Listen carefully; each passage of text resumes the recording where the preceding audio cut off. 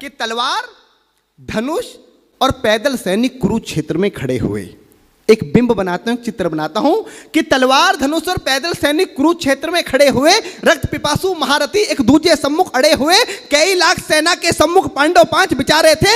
एक तरफ थे योद्धा सब, एक तरफ समय के मारे थे। महासमर की प्रतीक्षा में, महासमर की प्रतीक्षा में सारे ताक रहे थे जी, और पार्थ के रथ को स्वयं केशव हाँक रहे थे जी। बहुत बस इतना आपका प्रेम मिलेगा तो मेरा काम चल जाएगा, क्योंकि जो बड़ी कविता होती है वो तालियों की मोहताज नहीं होती। कि और पार्थ के रथ को स्वयं केशव हाँक रहे थे जी, रणभूमि के सभी नजारे देखने में कुछ खास लगे। माधव ने अर्जुन को देखा, अर्जुन उन्हें उदास लगे। कुरुक्षेत्र का महासमर एक पल में तभी सजा डाला। 5 जन्य उठा कृष्ण ने मुख से लगा बजा डाला। हुआ शंखनाद जैसे ही सबका गर्जन शुरू हुआ, रक्त बिखरना हुआ शुरू और सबका मर्दन शुरू हुआ। कहा कृष्ण ने उठ पार्थ, कहा कृष्ण ने उठ पार्थ, और एक आंख को मीच जरा, गांडी पर रख बाणों को, पिरतिंचा को खींच जरा, और आज दिखा दे रणभूमि में, आज दिखा दे रणभूमि में योद्धा की तासीर। यहाँ इस धरती पर कोई नहीं अर्जुन के जैसा वीर, यहाँ इस धरती पर कोई नहीं अर्जुन के जैसा वीर। यहाँ सुनी बात माधव की तो अर्जुन का चेहरा उतर गया, सुनी बात माधव की तो अर्जुन का चेहरा उतर गया। एक धनुर्धारी की विद्या मानो चूहा उतर गया। बोले पार्थ सुनो कान्हा, बोले पार्थ सुनो कान्हा, जितने ये सम्मुख खड़े हुए हैं, हम तो इनसे सीख सीख कर सारे भाई बड़े हुए हैं। इधर खड़े बाबा भीष्म ने मुझको गोद खिलाया है, गुरु द्रोण ने धनुष बाण का सारा ज्ञान सिखाया है, सभी भाई पर प्यार लुटाया कुंती मात हमारी ने, कमी कोई नहीं छोड़ी थी प्रभु माता गांधारी ने। ये जितने गुरुजन खड़े हुए हैं सभी पूजने लायक हैं, माना दुर्योधन दुशासन थोड़े से नालायक हैं। मैं अपराध क्षमा करता हूं, अरे मैं अपराध क्षमा करता हूं, बेशक हम ही छोटे हैं, ये जैसे भी हैं आखिर माधव सब ताऊ के बेटे हैं।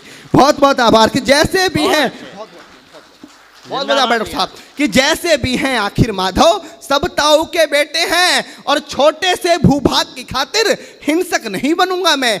इंद्रप्रस्थ के इतने बड़े राज्य को एक धर्म से भटका हुआ योद्धा अर्जुन एक जमीन का टुकड़ा बताता है और भगवान से कहता है कि छोटे से भूभाग की खातिर हिंसक नहीं बनूंगा मैं, छोटे से भूभाग की खातिर हिंसक नहीं बनूंगा मैं, स्वर्ण ताकर अपने कुल का विध्वंसक नहीं बनूंगा मैं। अरे खून सने हाथों को होता राजभोग अधिकार नहीं, परिवार मारकर गद्दी मिले तो सिंहासन स्वीकार नहीं, परिवार मारकर गद्दी मिले तो सिंहासन स्वीकार नहीं। और रथ पर बैठ गया अर्जुन, रथ पर बैठ गया अर्जुन, मुंह माधव से मोड़ दिया, रथ पर बैठ गया अर्जुन, मुंह माधव से मोड़ दिया, आंखों में आंसू भरकर गांडीव हाथ से छोड़ दिया।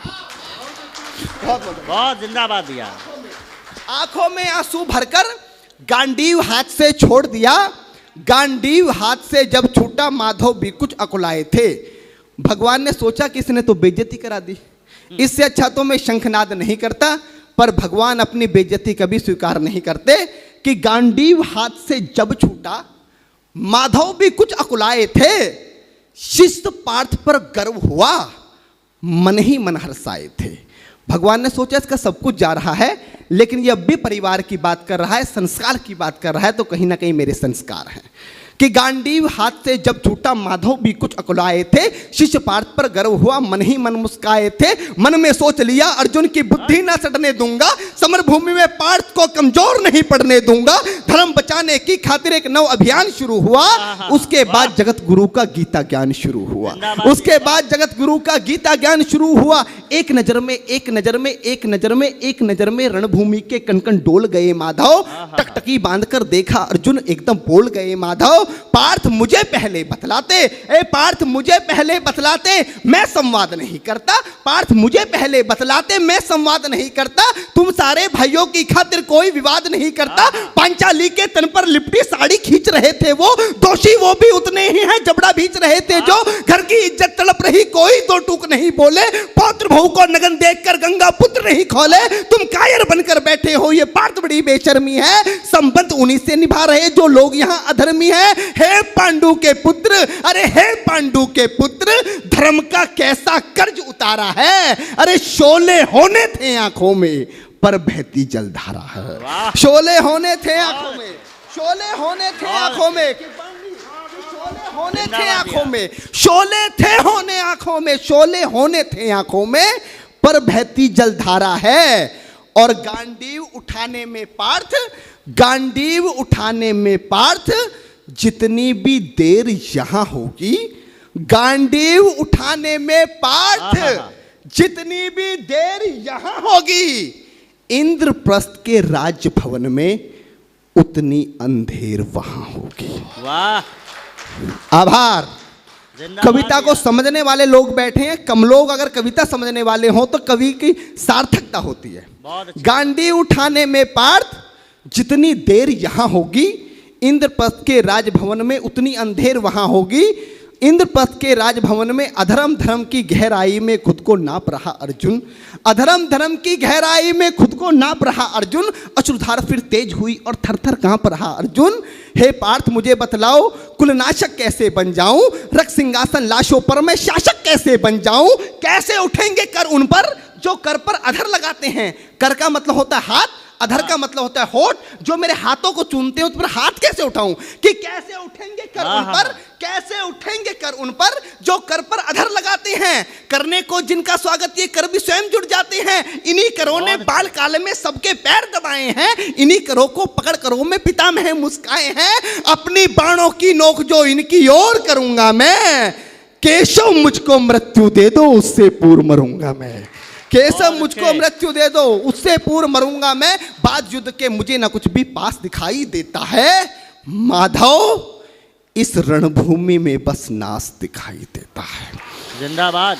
माधव इस रणभूमि में बस नाश दिखाई देता है। बात बहुत भावुक थी किंतु जगत गुरु मुस्काते थे और ज्ञान की गंगा निरंतर चक्रधारी बरसाते थे। जन्म मरण की यहाँ योद्धा बिल्कुल चाह नहीं करते, क्या होगा अंजाम युद्ध का ये परवाह नहीं करते। पार्थ यहाँ कुछ मत सोचो, बस कर्म में ध्यान लगाओ तुम, बाद युद्ध के क्या होगा ये मत अनुमान लगाओ तुम। इस दुनिया के रक्तपात में कोई तेरे साथ नहीं, निज जीवन का करे फैसला नर के बस की बात नहीं। तुम ना जीवन देने वाले नहीं मारने वाले हो, ना जीत तुम्हारे हाथों में तुम नहीं हारने वाले हो। ये जीवन दीपक की भांति यूं ही चलता रहता है, पवन वेग से बुझ जाता है वरना जलता रहता है। मानव वश में शेष नहीं कुछ फिर भी मानव डरता है, मानव वश में शेष नहीं कुछ फिर भी मानव डरता है। वह मरकर भी अमर हुआ जो धर्म की खातिर मरता है, वह मरकर भी अमर हुआ जो धर्म की खातिर मरता है। ना सत्ता सुख से होता है ना सम्मानों से होता है। डॉक्टर साहब अभी यहां पर शहीदों की बात की, दुनिया का सबसे बड़ा सम्मान क्या होता है? पार्थ ने गीता में अर्जुन को बताया कि ना सत्ता सुख से होता है ना सम्मानों से होता है, जीवन का सार सफल केवल बस बलिदानों से होता है। जीवन का सार सफल बेहद बस बलिदानों से होता है। और देहदान योद्धा ही करते हैं। जब हमारे सेना के जवान, पुलिस के जवान अपनी शहादत देते हैं तो उनको झंडे में लपेट कर लाया जाता है, ये सबसे बड़ा सम्मान है। वही पंक्तियां माधव ने कहा कि ना सत्ता सुख से होता है ना सम्मानों से होता है। मेरे जीवन की डॉक्टर साहब सर्वश्रेष्ठ पंक्तियां दे रहा हूं अपने जीवन की, कि ना सत्ता सुख से होता है ना सम्मानों से होता है, जीवन का सार सफल केवल बस बलिदानों से होता है। और देहदान, देहदान योद्धा ही करते हैं, देहदान योद्धा ही करते हैं, ना कोई दूजा जाता है। देहदान योद्धा ही करते हैं ना कोई दूजा जाता है। रणभूमि में वीर मरे तो शव भी पूजा जाता है।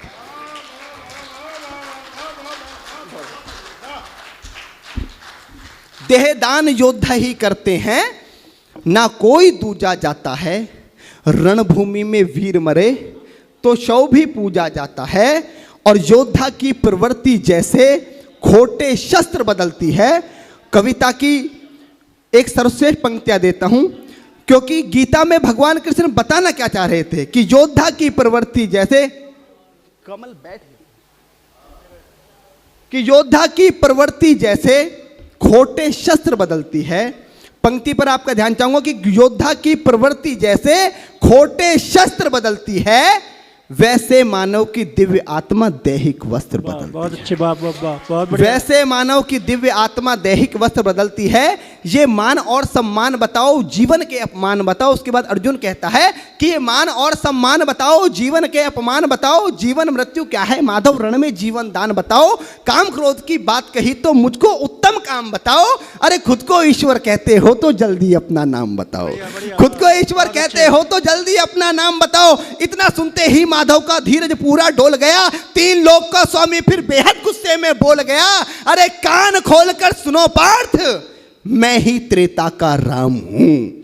कान खोलकर सुनो पार्थ, मैं ही त्रेता का राम हूं। कृष्ण मुझे सब कहते हैं, मैं द्वापर का घनश्याम हूं। रूप कभी नारी का रखकर मैं ही केस बदलता हूं। धर्म बचाने की खातिर मैं अनगिन वेश बदलता हूं। विष्णु जी का दशम रूप में परशुराम मतवाला हूं। नाग कालिया के फन पे मैं मर्दन करने वाला हूं। बाकासुर और महिषासुर को मैंने जिंदा गाड़ दिया। बाकासुर और महिषासुर को मैंने जिंदा गाड़ दिया। नरसिंह बनकर धर्म की खातिर हिरण्याकश्यप फाड़ दिया। नरसिंह बनकर धर्म की खातिर हिरण्याकश्यप फाड़ दिया। और रथ नहीं कहीं भी चलता है, रथ नहीं कहीं भी चलता है, बस मैं ही आगे बढ़ता हूं। जब मैं गीता का 10वां अध्याय पढ़ रहा था तो 10वें अध्याय पर पूरी दुनिया का मैनेजमेंट कुर्बान किया जा सकता है, पर पूरी दुनिया का मैनेजमेंट मात्र 2 मिनट 2 पंक्तियों में समेटा कि कान खोलकर सुनो पार्थ, मैं ही त्रेता का राम हूं। कृष्ण मुझे सब कहते हैं, मैं द्वापर का घनश्याम हूं। रूप कभी नारी का रखकर मैं ही केस बदलता हूं। धर्म बचाने की खातिर मैं अनगिन वेश बदलता हूं। विष्णु जी का दशम रूप में परशुराम मतवाला हूं। नाग कालिया के फन पे मैं मर्दन करने वाला हूं। बाकासुर और महिषासुर को मैंने जिंदा गाड़ दिया। नरसिंह बनकर धर्म की खातिर हिरण्याकश्यप फाड़ दिया। और रथ नहीं तनिक भी चलता है, बस मैं ही आगे बढ़ता हूं।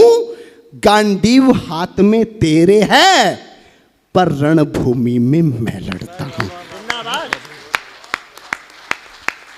कि रथ नहीं तनिक भी चलता है, बस मैं ही आगे बढ़ता हूं। गांडीव हाथ में तेरे है, पर रणभूमि में मैं लड़ता हूं। जैसे ही मेरे माधव का कद थोड़ा सा बड़ा हुआ, सहमा सहमा सा था अर्जुन एकदम रस से खड़ा हुआ। मां गीता के ज्ञान का सीधा हृदय पर प्रहार हुआ। मृत्यु के आलिंगन हेतु फिर अर्जुन तैयार हुआ। मृत्यु के आलिंगन हेतु फिर अर्जुन तैयार हुआ कि जितने यहां अधर्मी हैं चुन चुन कर उन्हें सजा दूंगा। इतना रक्त बहाऊंगा, धरती की प्यास बुझा दूंगा। जिधर बाण चले पार्थ के सब पीछे हट जाते थे। रणभूमि के कोने कोने लाशों से पट जाते थे। धर्मराज के शीश के ऊपर राज मुकुट की छाया थी।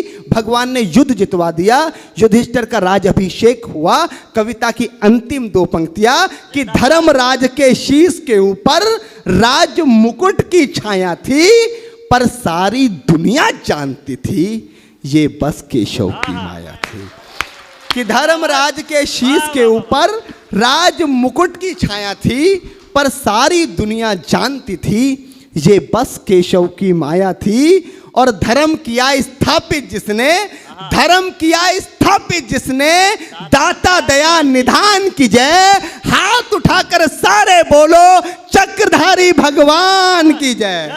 जिंदाबाद। वाह वाह वाह।